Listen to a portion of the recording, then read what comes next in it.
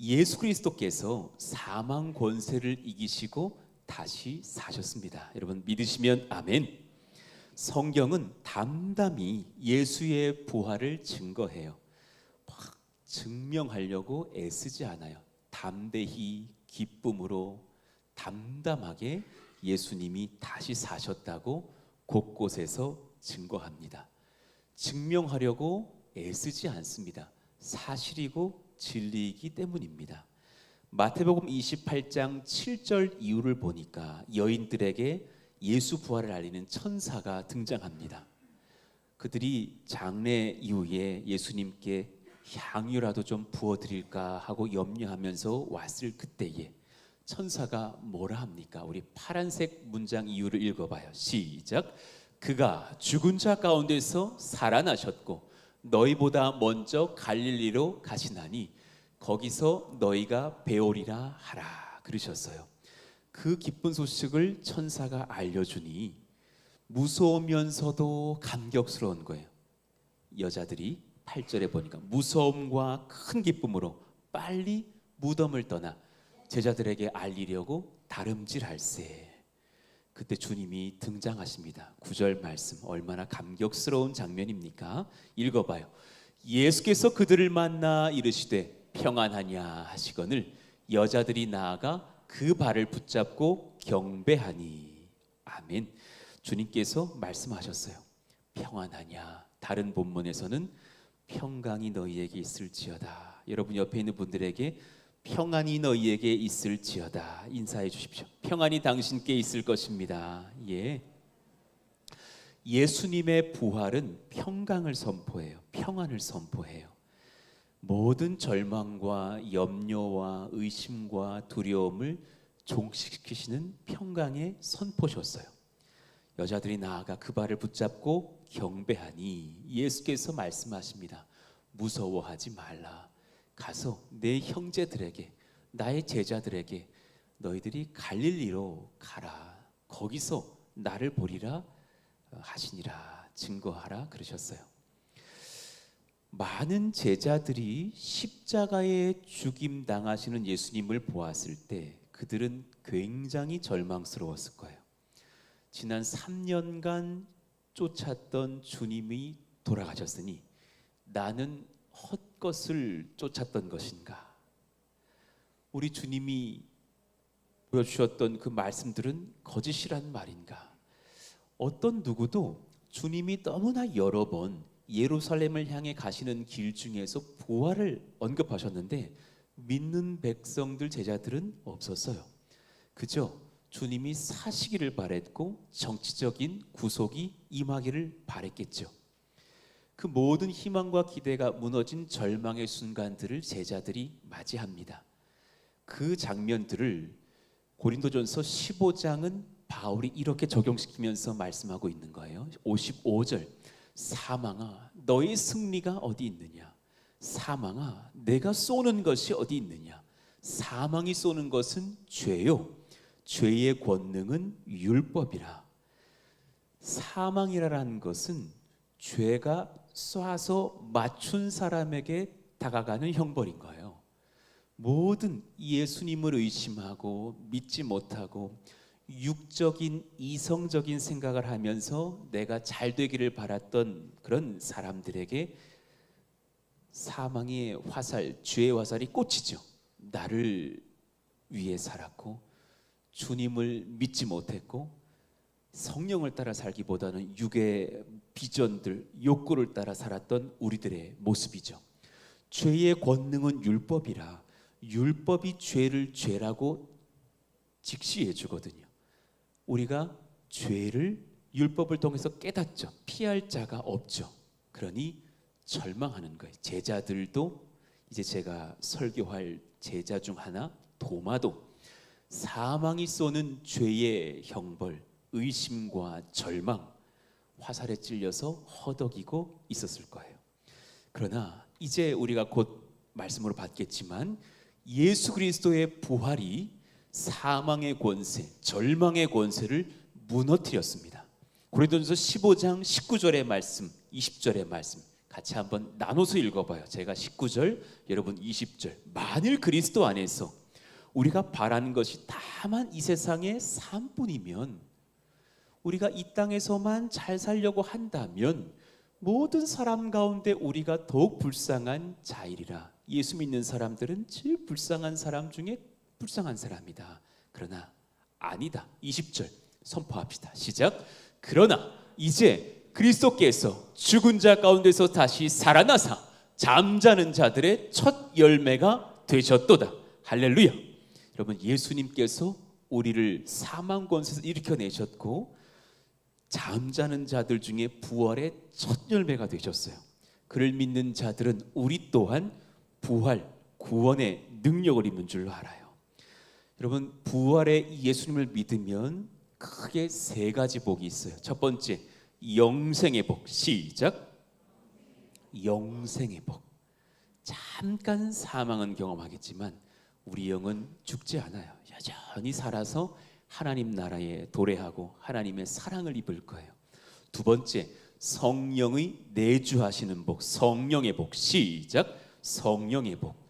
예수를 믿는 자들은 성령이 임하실 때부터 예수님을 알게 되거든요. 그리고 그 뒤부터 성령은 떠나지 않으세요. 성령의 지도를 받을 수 있는 사람, 예수 믿는 사람만의 특권인 줄로 믿습니다.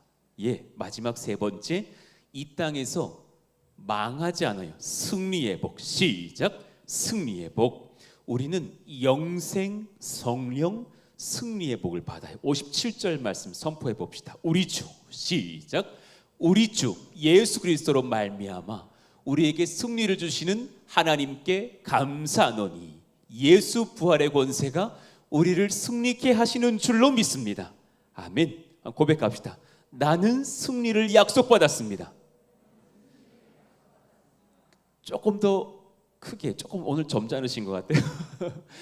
교회는 승리를 명받았습니다. 시작. 우리 가정은 승리합니다. 성도는 영생합니다. 성령으로 충만합니다. 이 은혜를 받아 누리시기를 예수 이름으로 축원합니다.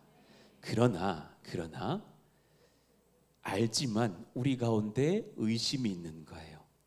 도마가 그랬죠. 오늘 이 말씀이 저에게도 참 은혜가 됐어요. 우리 마음속에 도마가 있습니다.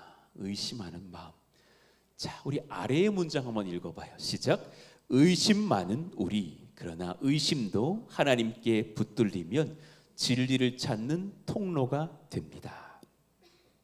저희 교회가 아직 그래봐야 6년 차밖에 안 됐고 또 젊은 성도들도 많으시다 보니 저희 교회가 남성들의 비중이 높은 교회예요.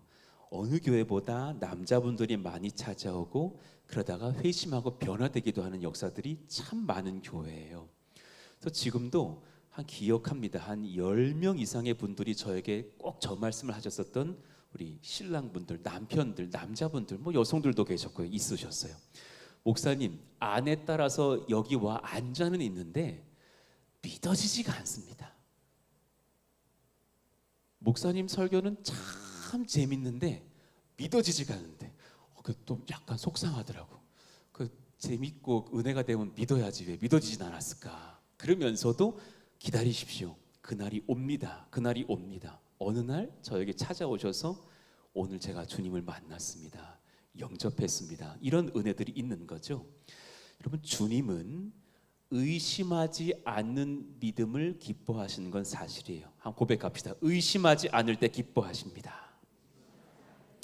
마태복음 21장 21절. 여러분 잘 기억하셔야 돼요. 우리는 순전한 믿음을 구해야 돼요. 만일 너희가 믿음이 있고 의심하지 아니하면 이 무화과 나무에게 된 이 일뿐만이 아니라 갑자기 열매 없던 무화과 나무 잎이 말라버렸거든요. 이 산에서 들려 바다에 이 산더러 들려 바다에 던져져라 할지라도 그럴지라도 될 것이라 그러셨어요. 이 말은 믿음만 세면 복권 1등 당첨되라 얍 이게 아니에요. 그게 아니에요. 그것이 아니라 하나님 뜻 가운데 내가 거룩히 믿음 가운데 합력할 수만 있다면 주님 명하시는 불가능한 일에 내가 순종하여 믿음으로 간구하고 나아가면 그 역사가 이루어질 거라 하셨어요. 할렐루야. 예, 저는 그때 우리 교회도 저도 물질은 많이 부족했고 허덕이던 개척 첫 몇 개월 상황이었지만 정말 믿음으로 말씀을 받을 수 있었고, 주님께서 개척 이후 긴급하지만 내가 너에게 허락할 것이니 너희 교회에게 명할 것이니 땅을 준비하고 건축할 준비를 하라 그러셨어요. 그 말도 안 될 것 같은 이성적으로는 불가능한 일에 믿음으로는 끄덕끄덕하면서 답이 보이는 거예요. 반드시 하게 하실 거라는 그 결과가 느껴지고 확신에 차는 거예요. 성도들의 반응도 그러했어요. 과정은 험난하겠지만 눈물과 수고의 그런 골짜기도 지나가겠지만 하실 거라는 믿음의 의심이 없었어요. 그런 감사도 있죠. 그러나 여러분, 꼭 이것도 기억하셔야 돼요. 의심하는 자들을 주님께서 미워하시지 않으셨어요. 어느 한 성경에서도 의심하는 자들에게 막 꾸중하시고 떠나가라 그러시지 않았어요. 오히려 그들에게 찾아가시며 함께 하시고 믿음을 더하십니다. 예, 이제 나를 한번 점검해 보셨으면 좋겠어요. 우리 안에 도마가 있나 없나? 도마는 12제자 중에 한 명을 의미합니다. 주방의 도구 아니라는 건 아시죠? 요즘 새 가족이 많아가지고 점검해드리면서 가야 됩니다. 예, 도마는 어떤 사람인가? 충직하지만 다소 부정적인 현실주의자. 한번 읽어봐요. 시작. 예, 아주 막 그냥 비협조적인 사람은 아니에요. 그래도 3년간 주님을 열심히 따랐어요. 그런데 다소 부정적인 말을 하는 현실주의자예요. 나사로를 살리려고 나사로가 막 죽었다는 소식을 들으셨어요. 사랑하는 나사로, 자신이 아꼈던 우리 청년 제자 나사로가 죽었어요. 그랬더니 내가 그를 깨우러 간다 그러시는 거예요. 그가 잠들었다. 주님 앞에서 죽음은 잠깐 잠든 것밖에 아닌 거예요. 아침에 아이들을 깨워 학교에 보내신 엄마의 마음처럼, 아빠의 마음처럼 나 이제 나사로 깨우러 간다. 그때 도마는 믿어지지는 않았고 여러 생각을 빨리 돌리면서 주님을 쫓는다는 말을 하지만 좀 다소 낯설은 말을 해요. 요한복음 11장 16절 한번 읽어봐요. 시작. 디두모라고도 하는 도마가 다른 제자들에게 말하되 우리도 주와 함께 죽으러 가자 하니라. 조금 낯설죠. 뜬금없죠. 디두모는 쌍둥이에요. 아마 형제가 뭐 일란성, 이란성 쌍둥이가 있었겠죠. 그 중에 한 사람이 도마였겠죠. 다른 제자들에게 함께 가자고는 하는데 이왕이면 좀 예쁘게 말하지. 함께 주와 함께 죽으러 가자.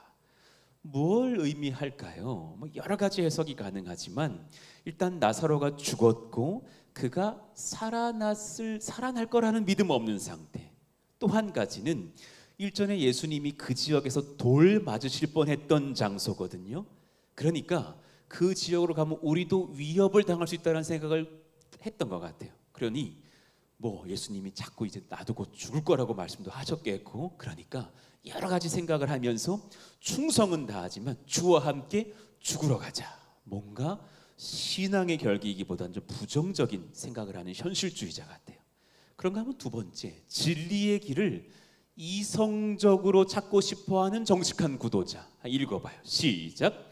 진리의 길을 이성적으로 찾고 싶어하는 정직한 구도자. 우리 교회에 이런 분들이 꽤 있습니다. 제가 이런 분들에게 이렇게 별명을 지어드려요. 납득이라고. 납득이 되면 하겠다는 거예요. 목사님, 납득을 시켜달라는 거예요. 자꾸 지금 그럴 때입니까? 납득을 시켜달라는 거예요. 목사님, 지금 군선교 할 때입니까? 재정 상태를 보십시오. 납득을 시켜달라는 거예요. 그럼 또 마음이 뭉클하면서도 또 이해는 돼. 그렇지만 주님 말씀을 받으면 또 그 말이 다 옳은 건 아니야. 목사님, 믿어지지가 않습니다. 그리고 성령이 이 말 들어보셨어요? 성령이 임하면 중독에서 자유해진다는데 술이 너무 답니다. 끊을 수가 없습니다. 1인 1병 하지 않으면 잠을 잘 수가 없습니다. 어떤 우리 제자반 해보니까 어느 권사님, 저는 와인을 너무 사랑합니다. 또 옆에 또 보니 나도 모르게 뱉어. 저는 위스키요. 뭐 그래 버렸어. 나도 모르게 뱉었어. 그러면서 제자반에 막 나눔이 막 이어지는 거예요. 뭐 그 성령에 취해야 되는데 이분들이 딴 데 취해 있었구나 이러면서 왜 이걸 끊을 수가 없을까요? 이런 고백 저런 고백. 납득을 시켜주십시오. 예. 어떤 청년들은 왜 그래야 됩니까? 설명시켜 주십시오. 되게 착하고 예의 바른 분인데 저에게 일전에 오셨었다니까요. 수요 예배는 왜 드려야 되는 겁니까? 납득을 시켜 주십시오. 난 한 번도 그런 질문을 받아본 적이 없어. 한국교회 역사 이후에 그런 질문은 난 처음 들어봐. 푸동에서 들어봤어요. 수요 예배의 한국교회의 역사를 알려주시고 왜 드려야 하는지 이유를 알려주십시오. 당황스럽더라고요. 일단은 나와보라 그러고 저도 설명을 해보겠다 하지만 그분이 그 질문하고 나서 3년 좀 지난 뒤에 고백을 하시더라고요. 왜 드려야 되는지 본인이 알게 됐대. 왜입니까? 그랬더니 주일 예배만으론 신앙의 뜨거움을 죄의 유혹해서 지킬 수 없어서 수요일날 한국교회가 모인 것 같습니다. 제가 좀 참여해보니까 그렇습니다. 속으로 내가 그걸 이제 알았어? 진작에 알아야지. 사실은 이성적인 그런 납득이들이 많은 걸 봐요.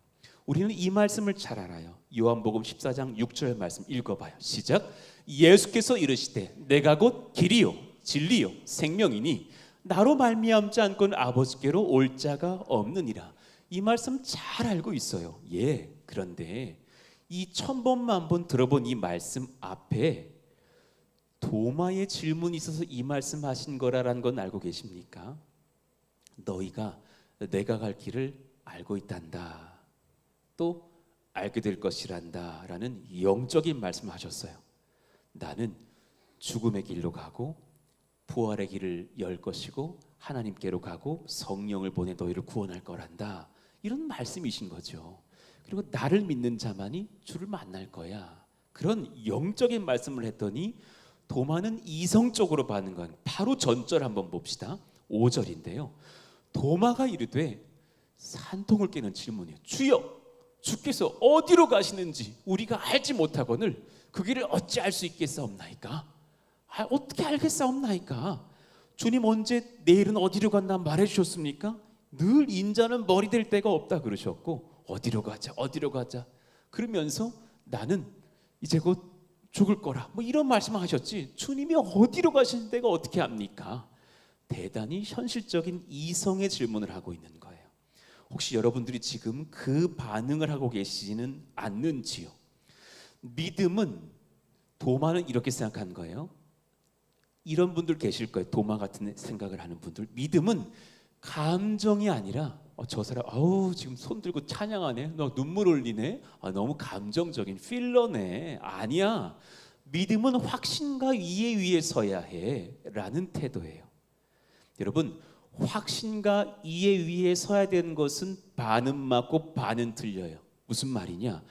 사람의 이성으로는 확신이 안 된다니까요. 사람의 자신의 싱킹만으로는 주님의 길을 복음의 길이 이해가 안 된다니까요. 그런데 성령이 임하시고 말씀의 역사 가운데 서서 주께 붙들리면 그때부터 복음은 확신과 이해가 되는 줄로 믿습니다. 예, 절반은 맞고 절반은 틀렸죠. 그러니 정리해 보면 세 번째 특징이 있어요. 이성적인 회의를 하였지만 영적인 진리의 길을 몰랐던 사람이 도마예요. 한국인들 중에 이런 분들이 많아요. 특히 회장님들, 서울대 과학 쪽 나오신 분들, 막 이런 분들, 뭐 법조인 분들, CEO들, 은행에서 일하시는 분들, 교사분들 많아요. 생각은 많아요. 그런데 영적인 진리의 길을 몰라요. 데카르트 같은 사람이죠. 여러분 데카르트의 방법서술이라는 책을 한번 나중에 읽어보세요. 일단 불면증이 치료될 수 있어요. 그런데 되게 독특한 사람이에요. 그의 책을 보면 늘 의심해요. 난 그분 책을 읽다가 대학 때 철학을 참 좋아했는데 그분 책을 읽다 이 사람 진짜 환자다 생각했어요. 내 옆에 내 아내가 있다. 내 아내는 예쁘다가 아니라 내 아내는 진짜일까? 라고 책에 써놨어요. 많이 힘들었나? 가짜길 바랬나? 왜 그런지 모르겠지만 내 아내를 어떤 사람이 만져보라 한다. 진짜지 않느냐고 만져보라 한다. 이 촉감은 진짜일까? 의심을 너무 많이 했던 사람이에요. 유리병에 젓가락을 집어넣어보라. 들어가는 순간부터 구부러져 보인다. 빼면 곧다. 집어넣으면 구부러진다. 이 굴절의 효과가 정말 굴절의 시각적 차이일까? 빼봐서 만져봤더니 곧던데 그 곧다라는 것이 나의 착각적인 촉감은 아닐까? 그러면서 모든 것을 의심하다가 한 가지는 알겠다라는 거예요. 나는 생각한다. 코로나는 존재한다. 우리는 그 철학 수업에서 예전에 그 대학을 수업 듣다가 이런 사람 만나면 피곤하겠다라는 생각을 했던 기억이 나요. 그는 추위를 되게 싫어했어요. 그래가지고 막 난로 피워놓고 책을 쓰고 이 난로 불을 봐라. 이 불은 진짜일까? 이건 정말 따뜻한 것일까? 이러다가 마차를 타고 겨울에 강연하러 가다가 마차에서 추워가지고 심장마비로 객사합니다. 그렇게 죽게 돼요. 그랬던 사람이 데카르트예요. 여러분, 우리 가운데 그런 기질이 있는 것은 아닌가 생각해봐요. 그것은 믿음의 길은 아니라라는 거예요. 도마는 의심했어요. 그리고 자신이 없는 자리에서 예수님의 제자들이 주님을 만났다 그러니까 힘술로 나고 더 믿어지지가 않는 거예요. 25절에 보니 이렇게 말합니다. 도마가 이르되 내가 예수님이죠. 그의 손에 못자국을 눈으로 보며 내 손가락을 그 못자국에 넣으며 손이 뚫려 계실 테니까 넣어보며 내 손을 그분이 창 찔리신 옆구리에 넣어보지 않고는 믿지 아니하겠노라. 왜 그러냐면 주님께서 자신임을 보이시려고 손 뚫린 것도 옆구리도 이렇게 살짝 옷을 여셨게 보여주셨거든요. 그걸 제자들이 막 얘기하니까 못 봤던 이성적 납득이 안 되는 도마가 화가 나서 저렇게 막 선포하고 있었던 거예요. 도마는 지금 대단히 이성적이고 내가 우월하다 여기고 있지만 자신의 지식에 갇혀 있는 사망 권세 아래 놓여져 있는 상태입니다. 혹시 지금 그런 우리 마음은 없는지요? 예. 고린도전서 15장 55절의 말씀처럼 사망아 너의 승리가 어디 있느냐? 이성아 너의 쏘는 것이 어디 있느냐? 그 이성으로는 주리를 못 만난단 말입니다. 그럴 때 이제 진리의 길로 나아가 보시죠. 의심 많은 구도자를 예수님께서 존귀히 여기십니다. 읽읍시다. 시작. 구도자, 바른 길 찾는 사람, 의심하면서 길 찾는 사람, 구도자죠. 그런데 의심 많았던 도마였지만 참 감사한 건 그는 한 번도 예수님께 험한 말 거절당하지 않으셨어요. 예, 저도 제자반하면서 많은 분들이 많은 질문을 이성적으로 던지시지만 그 질문이 도리어 주 안에서 기쁘더라고요. 결국 다 주님 찾고자 하는 열망들이시니까 주님은 거절하시지 않고 인격적으로 그를 대우해 주시고 찾아가셔요. 부활하신 예수님께서 먼저는 도마 만나기 8일 전 두려워 떨고 있는 제자들에게 찾아가십니다. 요한복음 20장 19절인데요. 우리가 아까도 봤던 말씀인데 모인 곳에 문들을 닫아놓고 숨어 있었다죠.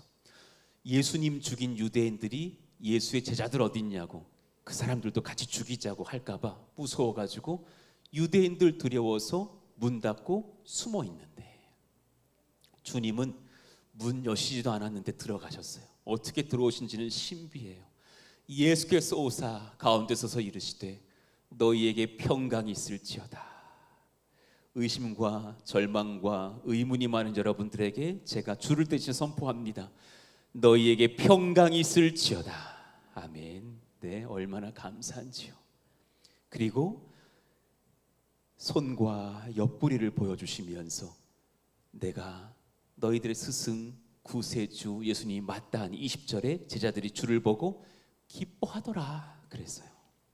그때 사도 요한은 놓치지 않고 24절에서 한 사람이 그때 결석했다고 의심 많아 절망해서 그랬는지는 모르겠지만 디드모라 불리는 쌍둥이라 불리는 도마가 그 현장에 없었다고 24절에 기록을 해놔요. 그런데 몇 날 며칠 이 말씀을 묵상하는데 성령이 그것이 과연 사도 요한만의 시선이겠느냐, 그 시선은 예수님의 시선이란다. 저에게 마음을 주시더라고요. 예수님이 싹 보시니까 사랑하는 나의 의심 많은 이 이성주의자 도마가 안 보인 거예요. 어쩌면 일부러 그가 없으실 때 찾아오실 수도 있겠죠.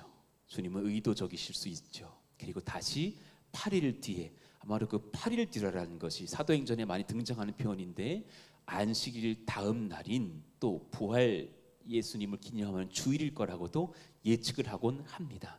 예, 다시 등장하시는 주님을 봐요. 26절 말씀 꼭 한번 우리 같이 선포해봐야 될 중요한 말씀인데, 여드레를 시작.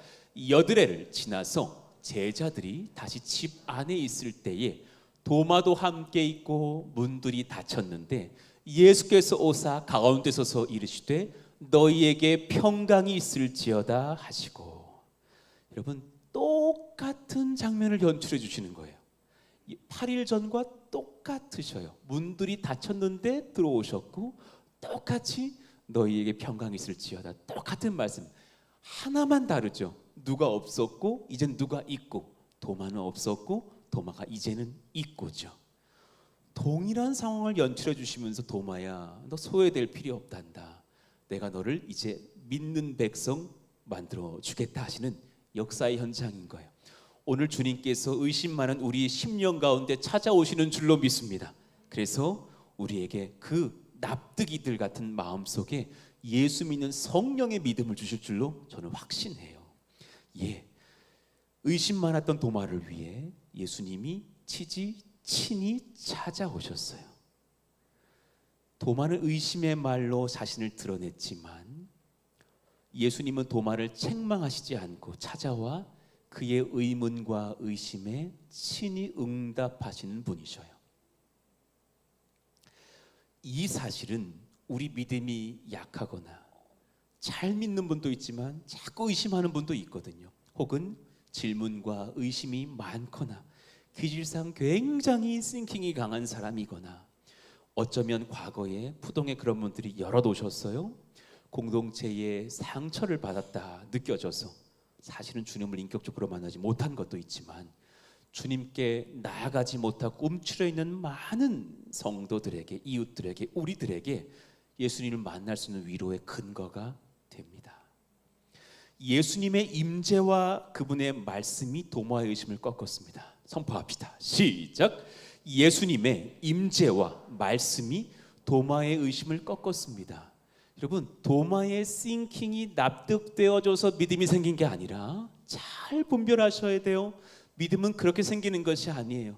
믿음은 변증한다고 생기는 것이 아니란 말이에요. 하나님의 아들 예수님이 친히 찾아오신 임재와 그분의 말씀 속에 그가 의심을 내려놓게 돼요. 27절 말씀 그대로 8일 전에 막 원망하면서 의심하면서 화내면서 말했던 그 말씀 그대로 응수해 주세요. 도마에게 이르시되, 주님은 참 우리 말에 경청하고 계신 분이세요. 여러분, 안 믿어져. 여보, 난 안 믿어진단 말이야. 그걸 주님이 듣고 이제 말씀하러 오시는 거예요. 내 손가락을 이리 내밀어 내 손을 보고 내 손을 내밀어 내 옆구리에 넣어보라. 그리하여 믿음 없는 자가 되지 말고 믿는 자가 되라. 그러셨어요. 거절하지 않고 그대로 응수해 주시는 주님의 친절함을 봐요. 그런데요, 성경 어디를 봐도 정말 넣어봤다는 기록이 없어요. 손가락을 막 옆구리에 넣어보고 진짜시네, 납득이 되네, 이런 장면이 없어요. 도마는 실제로 주님을 만져보지 않았습니다. 의심 많았던 그 도마였지만 그는 눈으로 지금 주님을 보기도 하고 성령 안에서 주님의 임재를 느껴요. 그리고 그분의 음성, 그분의 말씀을 들으면서 진실한 회심 고백을 합니다. 28절 말씀 같이 한번 읽어봐요. 시작. 도마가 대답하여 이르되 나의 주님이시요 나의 하나님이시니이다. 왜 이것이 가능했는지를 이제 성경으로, 이성으로가 아니라 성경으로 증거하려고 합니다. 자, 작은 소돼지 3번 한번 읽어봐요. 예수님께서 시작. 예수님께서 도마에게 나타나신 사건은 바른 믿음의 길을 알려주시기 위한 의도적인 사역이셨습니다. 되게 특징이 있어요. 깊이 묵상해봐야 잠깐 깊은 지혜를 주실 줄로 믿어요. 도마는 눈으로 봐야만 한 사람이었어요. 자기만 눈으로 못 봤어요. 못 믿는다. 난 그랬어요. 그런데 주님이 직접 눈앞에 나타났지만 이제는 성경은 사실 은밀히 말하고 있거든요. 그가 보았다고 믿는 게 아니라 주님을 심령 안에 영접했기 때문에 믿게 된 것을 이야기해요. 반대로 그럼 눈으로 보는 게 중요하지 않나요? 예. 제가 다음 주에 증거할 엠마오로 가는 두 제자가 누가복음 23장에 등장해요. 다음 주 설교인데요. 엠마오로 가던 두 제자는 주님을 만나서 함께 걸어가요. 근데 영이 다치니까 못 알아봐요. 본다고 믿는 건 아니라는 메시지를 오늘 본문, 다음 주 본문 다 증거하고 계신 거예요. 그러다가 주의 말씀을 듣고 성경을 풀어주실 때 성령이 임하셔서 그들의 마음이 뜨거워졌다고 고백하다가 눈을 들어 주를 보니 나의 구주신 거예요. 주님을 믿게 되어야 주님을 바로 볼 수 있어요. 할렐루야. 오늘 이 세 번째 진리를 잘 의도를 이해하셨으면 좋겠어요. 바른 믿음은 thinking과 이성으로 되는 것이 아니라 주님의 성령 안에서 말씀이 내게 침투하여 들어와 주를 인정하게 되는 심령의 변화가 있을 때 주를 바로 보게 되는 줄로 믿습니다. 그러니까 주님께서 이제 진짜 말씀하시죠. 도마야, 너가 나를 봤다고, 만져보지 않고 봤다고서 믿느냐? 29절 말씀 같이 한번 선포해봐요. 시작. 예수께서 이르시되 너는 나를 본거로 믿느냐? 보지 못하고 믿는 자들은 복되도다 하시니라. 굉장히 중요한 말씀, 우리를 위한 말씀, 이후에 사도행전에 일어날 성령의 역사의 수많은 교인들을 향한 말씀, 현대교회를 향한 말씀, 푸동 성도들과 우리가 전도할 이웃들을 향한 말씀. 지금 주님을 눈으로 볼 사람은 없어요. 그러나 성령 안에서 주를 볼 수 있다라는 진리를 말씀하고 있는 거예요. 아마 도마와 그 제자들이 주님을 직접 눈으로 본 마지막 세대이고 우리는 보지 못했어요. 그러나 여러분, 지금 여러분 눈 위에 눈썹이 있어요, 없어요? 없나요? 화장으로 그러셨나요? 고민하시는 것 같은데, 예, 새벽에 보니까 가끔 좀 다르신 분들도 있더라고요. 예. 분명히 주일엔 눈썹이 있었는데 새벽에는 없어. 그런 분들도 있어. 그렇지만 우리 지금 여기 눈썹이 있어요. 지금 내 눈에는 안 보여요. 그런데 이제 우리 화장실 가서 거울 보면 눈썹이 보여요. 성령이 임하시고 말씀이 내 심령을 점령하시면 내가 예수를 직접 본 적 없지만 성령 안에서 예수를 볼 수 있습니다. 믿으시면 아멘. 그 능력을 얻으시기를 원해요. 예, 풀어가죠. 예수 부활 신앙은 두 길이 있어요. 성령과 말씀을 통해서 믿을 수 있습니다. 읽어봐요. 시작. 예수 부활 신앙은 성령과 말씀을 통해서 믿을 수 있습니다. 한 번 다시요. 시작. 예수 부활 신앙은 성령과 말씀을 통해서 믿을 수 있습니다. 이 진리를 깨달으시기를 원해요. 어떤 젊은 형제가 결혼을 하고서 임신을 자꾸 거절하는 거예요. 아내는 원해. 목사님, 제가 아빠 될 준비가 되면 진행하겠습니다. 지금 몇 년째 낳지를 않고 있어요. 제가 그래서 그건 제 얘기를 들어보세요. 제가 애를 셋을 낳았는데 지금도 아빠의 자격은 없어요. 당신이 납득되면 날 수 있고 그럴 수 있는 게 아니에요. 신앙의 길은 그런 길이 아니에요. 주님 원하시고 주님 뜻하신다면 주실 거고 낳으세요. 그리고 주님께 엎드려지면 성령이 기르시고 기를 수 있는 능력도 여러분들에게 주실 줄로 믿습니다. 할렐루야. 어떤 청년이 연애를 하는데 결혼을 거부해요. 왜냐니까 준비가 안 됐대. 얼마나 준비해야 되냐 그랬더니 자기가 3억 이상은 모아야 될 것 같대. 기특은 하지만 얘기해 줬어요. 앞으로 한 10년간 결혼은 어려울 것 같다고 내가 얘기해 줬어요. 그러면서 내가 드리는 말씀 뭐냐면 맡겨드리고 하나님 앞에 결혼을 소망해 보라고. 주님이 역사하시면 결혼 후에 3억이 아니라 30억도 모으게 하신다고. 하나님께 맡겨드리는 영의 결정 순종할 수 있기를 예수 이름으로 축원합니다. 우리 교회는 지금 그것이 필요한 교회인 거죠. 내가 납득시켜 주시면 봉사할게요. 납득시켜 주시면 11조 드릴게요. 가 아니라 성령께 지도를 받는 역사가 있어야 되겠죠. 보지 못하고 믿는 자들은 복되도다. 이 귀한 말씀이요. 어떻게 부활하신 예수 그리스도를 나의 구주 나의 하나님으로 믿을 수 있는가? 성경은 명확하게 말씀하세요. 예, 답은 한 가지입니다. 성령과 말씀을 통해서 가능합니다. 읽어봐요. 시작. 답은 한 가지입니다. 성령과 말씀을 통해서 가능합니다. 성경대로 선포해드리죠. 고린도전서 2장 9절에서 10절을 보니까 이렇게 적혀 있습니다. 자, 너희들이 주를 믿는 길 알려줄게. 눈으로 보지 못한단다. 귀로 듣지 못한단다. 너희 이성으로 못한단다. 그러나 10절 읽어봐요. 시작. 하나님이 성령으로 이것을 우리에게 보이셨으니. 그랬어요. 그러니 제자들에게 평강을 선포하신 뒤에 바로 20장 22절에 뭐라 그러셨어요? 성령 받으라고. 읽어봐요. 시작. 이 말씀을 하시고 그들을 향하여 숨을 내쉬며 이르시되 성령을 받으라. 여러분, 성령 받으시기를 축원합니다. 성령 안에 납득이 아니라 믿음이 생겨버립니다. 성령 안에서 순종할 수 있는 확신이 생깁니다. 고린도전서 12장 3절 말씀, 누가 예수님을 주로 고백하는지 읽어봐요. 시작. 성령으로 아니고서는 누구든지 예수를 주시라 할 수 없느니라. 제가 기도하고 선포하겠습니다. 성령님, 이 자리에 가득 임하여 주시기를 원합니다. 한 주간도 함께해 주셔서 감사한데 이 시간 부활절에도 함께해 주셔서 각 심령마다 임하여 주셔서 이 말씀이 나에게 아멘될 수 있는 성령의 충만의 확신을 허락하여 주옵소서. 예, 그리고 또한 말씀으로 믿게 돼요.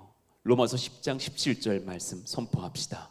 믿음은 들음에서 나며 들음은 그리스도의 말씀으로 말미암았느니라. 주의 말씀을 들을 때 믿어집니다.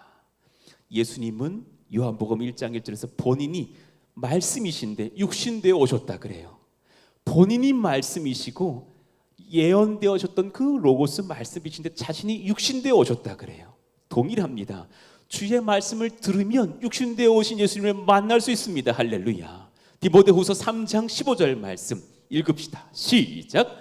또 어려서부터 성경을 알았나니 성경은 능히 너로 하여금 그리스도 예수 안에 있는 믿음으로 말미암아 구원에 이르게 하는 지혜가 있게 하느니라. 할렐루야.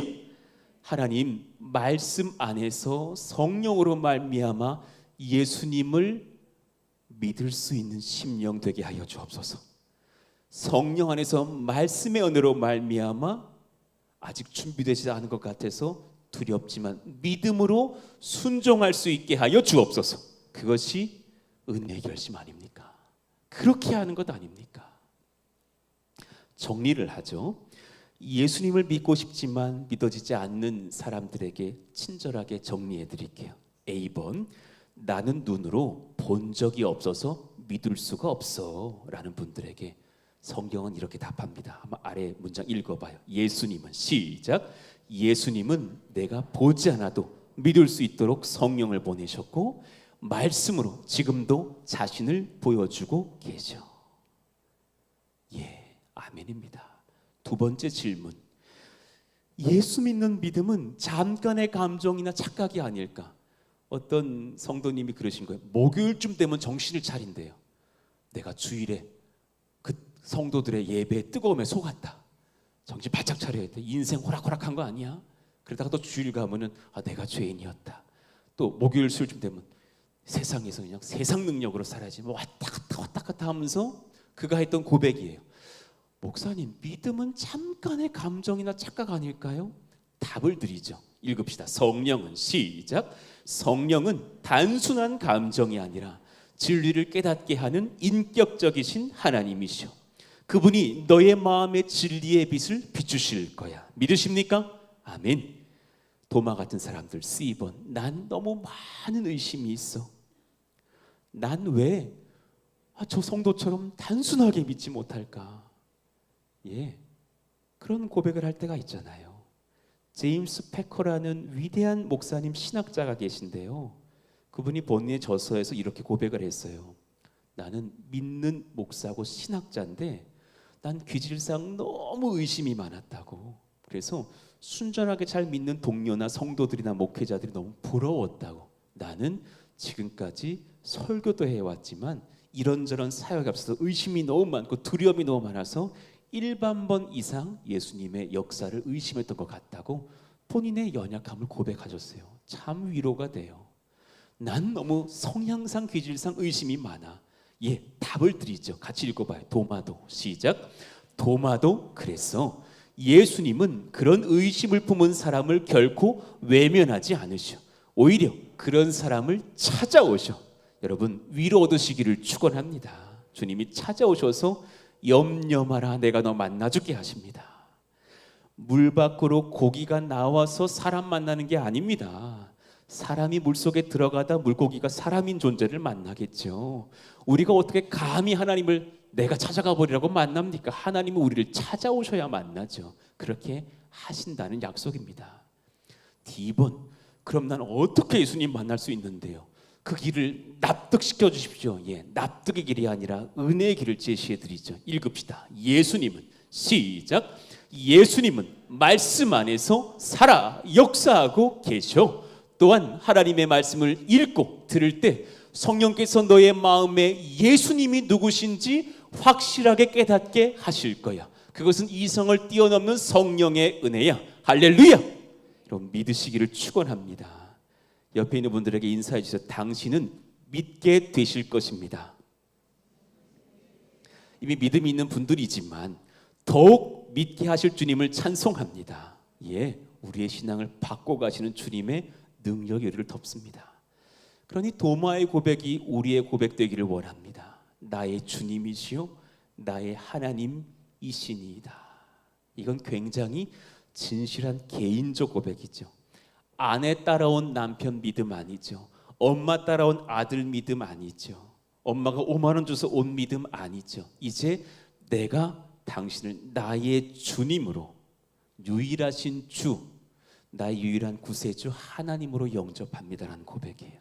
그는 그 이후로 바뀌어요. 되게 감사한 사실이 하나 있는데요. 예수님 부활하신 이후 공식적으로 도마가, 의심 제일 많은 도마가 예수님을 주로 신한 첫 번째 인물이 돼요. 우리에게 그런 은혜가 있기를 축원합니다. 먼저 된 자가 나중 되고 나중 된 자가 먼저 되는 게 맞다니까요. 도마가 제일 먼저 주님을 영접하고 따라가게 된다는 것을 고백해요. 예, 나중에 도마는 제일 멀리까지 선교 여행을 나가서 인도까지 가서 복음 전하다가 순교했다고 신앙의 선배들이 우리에게 전승으로 내려줘요. 그것이 맞다면 그는 얼마나 큰 충성을 다했던 것입니까? 우리에게 오늘 이 근본적인 말씀이 양약되기를 원해요. 고린도전서 15장 58절의 말씀, 여러분 흔들리지 맙시다. 읽읍시다. 시작. 그러므로 내 사랑하는 형제들아 견실하며 흔들리지 말고 항상 주 일에 더욱 힘쓰는 자들이 되라. 이는 너희 수고가 주 안에서 헛되지 않은 줄 알미라. 할렐루야, 할렐루야. 감사합니다. 부활하신 예수님 할렐루야 감사합니다. 예, 여러분 예수님을 보지 않고도 주를 믿고 따르고 영접하고 순교한 많은 증인들이 있답니다. 예를 들면 오순절 성령 강림 사건 이후 당일 회심한 3,000명이 그랬습니다. 그들은 외국에서 온 사람들이었습니다. 주를 몰랐습니다. 보지 못했을 겁니다. 그런데 베드로의 설교의 말씀을 듣고, 그가 구약의 요엘서를 인용하기도 하죠. 그러다가 그 말씀을 듣고 주를 봅니다. 마음에 찔려서 3,000명이 엎드려지고 그 자리에서 세례받고 회심합니다. 할렐루야. 주님 못 봐도, 이성적으로 못 봐도 영으로 주를 볼 수 있습니다. 예, 에디오피아 간다게라는 여왕이 있는데 그의 국고를 맡은 내시가 그랬습니다. 우리 포동의 성도들이 납득이가 되지 마시고 성령의 지도를 받는 일꾼들 되시기를 축원합니다. 빌립에게 성령이 명하셔요. 너 전도하려 하는 지금 상황이라면 내가 너에게 전도를 시키려고 하니 광야로 가라 그래요. 여러분 광야로 가서 전도해 보셨어요? 뭔 소리예요? 광야로 왜 가요? 우리 납득이 안 되잖아요. 전도하려면 시장으로 가야죠. 지하철역으로 가야죠. 고속버스 터미널로 가야죠. 사람 많아야 되는데 광야로 가라. 빌립은 순종해서 쓱 광야로 들어갔더니 우연히 약대를 타고 지나가는 에디오피아 내시를 만나요. 그가 때마침 성경을 펴고 읽고 있는데 이사야 53장 그가 찔림은 우리의 허물 때문이요. 이 말씀을 읽는데 그가 누굽니까? 이 저자 이사야입니까? 누굽니까? 나 이분을 좀 알고 싶습니다 했더니 빌립이 풀어줘요. 그분이 나의 주인이시고 우리의 스승이시고 유일한 구세주신 예수님이십니다. 복음 증거를 하자 그 구약 성경에서 풀어주자 그가 주님을 그 자리에서 바라보게 되죠. 넷이 그 사람이 뭐라 그럽니까? 몸을 미룰 것이 있습니까? 저 여기서 세례받기를 원합니다. 그 자리에서 주님을 영접하고 세례받고 그는 호련히 에디아표로 가죠. 주님의 능력은 한이 없습니다.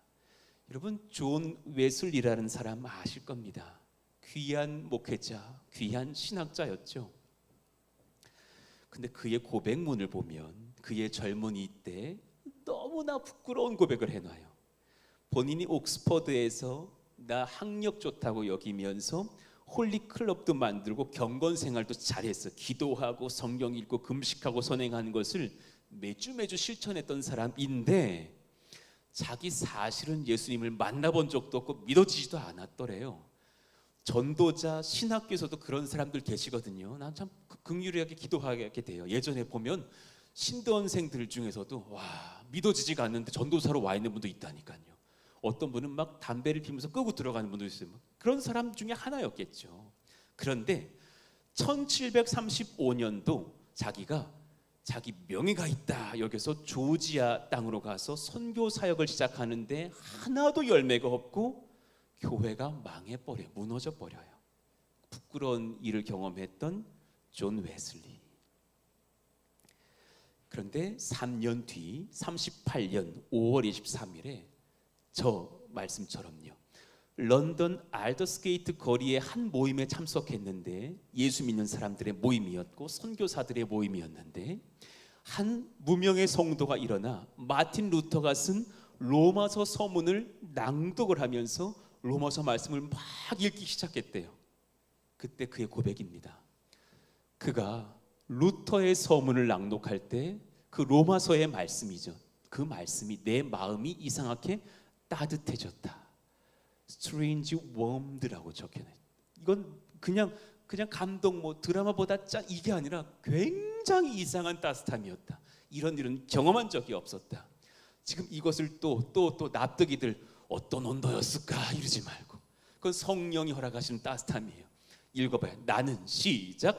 나는 나 자신이 실제로 그리스도를 믿고 있으며 그분만이 나의 죄를 씻으셨고 나를 사망과 죄에서 구원하셨다는 것을 확신하게 되었다. 할렐루야. 그 뒤부터 그가 바뀝니다. 그 뒤부터 그의 선교 사역의 열매가 생깁니다. 그때부터 그는 교회를 일으키고 감리교를 만들어 버립니다. 얼마나 큰 위대한 변화입니까?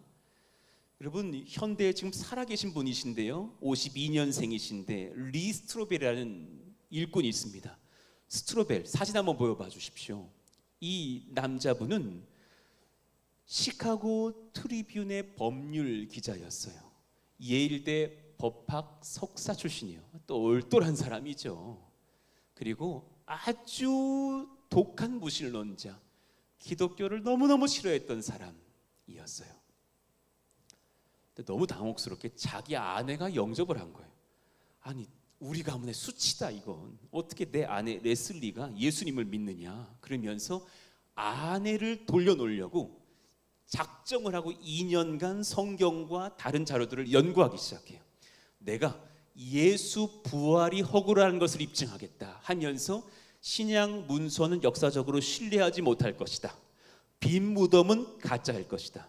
부활에 목격한 제자들의 변화를 봤을 때 그들은 거짓말했을 것이다. 심리학적으로 환상이 아닌 집단 어떤 그런 집단의 어떤 잘못된 생각이 아닐까. 비기독교적 자료들을 연구하기 시작하고 성경도 보기 시작했대. 2년간 열심히 연구했어요. 그리고 그가 내린 고백이 저 아래 적혀 있어요. 읽어봐요. 시작. 예수가 죽었다가 다시 살아났다는 것이 역사적으로 가장 신뢰할 수 있는 설명이다. 그렇다면 성경이 증거하고 계신 살아 역사하고 계신 그분을 나는 믿을 수밖에 없다. 너무 많은 증거가 세상에 있었지만 그것이 성경과 너무 일치하더래요. 말씀이 나를 고꾸라뜨려서 그는 예수를 영접했고 열심으로 예수님을 증거하는 사람이다. 81년도 11월에 믿고 나서 지금까지도 변증자로 서서 전도하고 그러다 지금은 윌로우 크릭 목사님으로 섬기고 계셔요. 그러면 우리의 마음 가운데 어떤 은혜의 결심이 있기를 원하십니까? 이제 이성으로만 따르지 마시고 성령과 말씀으로 따라가는 믿음의 일꾼 되시기를 예수 이름으로 축원합니다.